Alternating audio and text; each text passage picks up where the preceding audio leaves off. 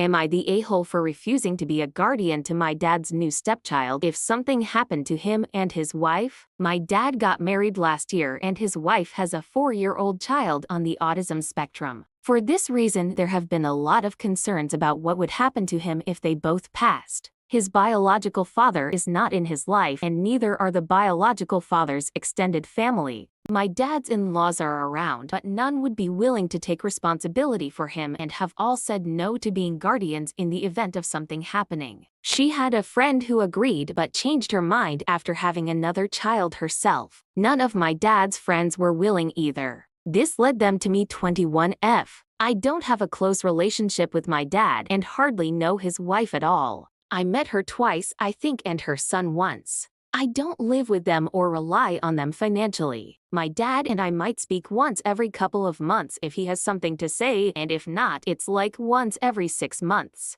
My dad told me he's considering adopting his wife's son and that it would make him my brother legally then, and in that event I should be willing to at least consider it. But they want me to consider it without the adoption on the table. I told them I would not be willing and did not have to consider it longer. My dad's wife told me she understands I don't know them well, but we could spend more time together and I could see if I would reconsider then. I told her my life is separate from them and that I have no wish for anything closer. I told her the time for that passed when I was a child and dad wasn't around much. My dad told me we could end up close down the line, and then what? How would I look at my brother and tell him I didn't want to be there for him if he lost his parents? I told him it was a good thing I didn't actually have any brother and that they needed to figure out an alternative because even if he adopts his stepson, I won't be his guardian. While dad's wife has seemingly accepted it, he has not, and he's calling me selfish for not considering it at the very least and for not having a good reason to say no outright. He told me things change and we're talking about a little boy who would be destroyed by the foster system.